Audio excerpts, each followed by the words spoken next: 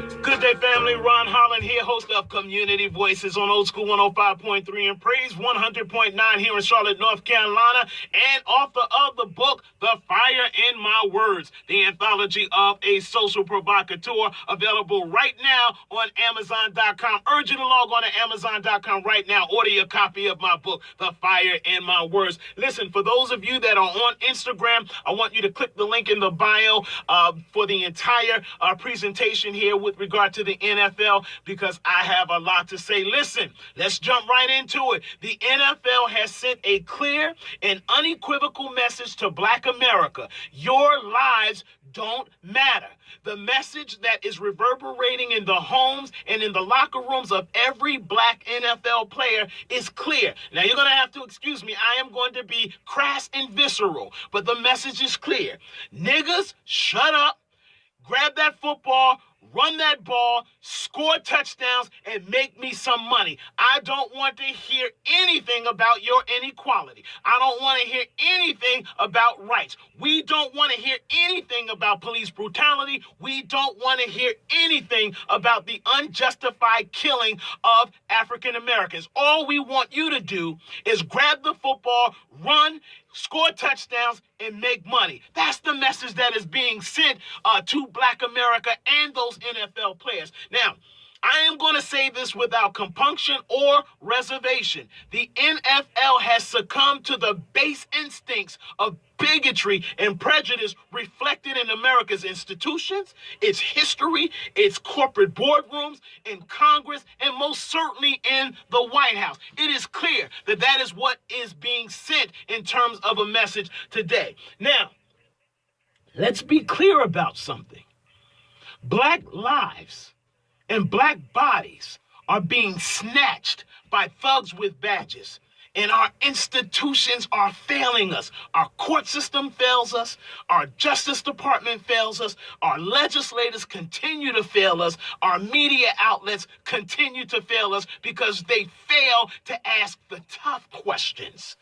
You know, interestingly, Colin Kaepernick and those NFL players that decided to join his cause waded through the bigotry-laced criticism and the outlandish claims of Donald Trump. Yeah, I called him Donald Trump, and his ill-informed base, to call attention to a crisis that is beleaguering our community, that is besieging those who share my hue of skin.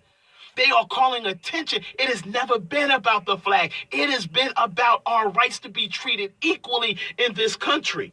And the NFL has acquiesced and they genuflected to white America's prejudice and, of course, to Trump's tyrannical and authoritarian ways and his whims. That is what we are seeing with regard to this issue.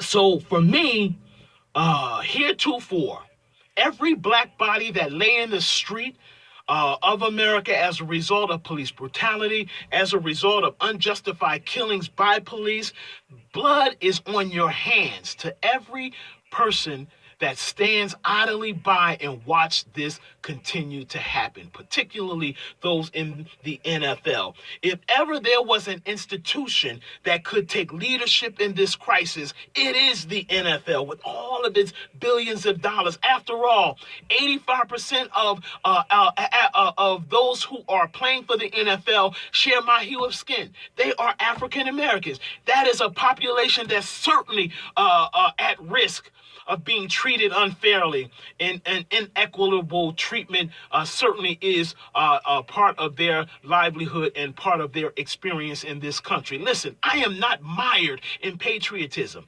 I saluting the flag and standing for the anthem, I am so far removed from that, even though I still believe our democracy is being sullied by Trump and our cherished institutions are being eroded by his administration. I still believe in the rights of African Americans to exercise their full rights, particularly their First Amendment, and it is at risk at this point. If white racists and bigots can march in Charlottesville and exercise their First Amendment rights, why is it being snatched and stripped away from African Americans who at the very core of our being just want to be treated fairly in this country? And it is my hope, my desire to see every Black player when the season returns, to sit out 3 or 4 games, to send a clear and unequivocal message to the NFL, to our country, and to those who would stand idly by and watch black bodies being killed and snatched. I want the message being sent that no, you're not going to take away my First Amendment rights. I wish they would stand at every game with their fist in the air and demonstrate that the power within them gives them the right to exercise their First Amendment rights. I know that's not going to happen. I know they're not going to sit out any of those games. It is just my desire. It is my hope. At the end of the day, we just want to be treated fairly. That is what Colin Kaepernick, that is what those NFL players who joined his cause, that's all that we're saying. Treat us fairly. Because the result of not treating us fairly can be a visceral reaction. Certainly our country do not and does not need that to happen. We'll talk with you soon. God bless.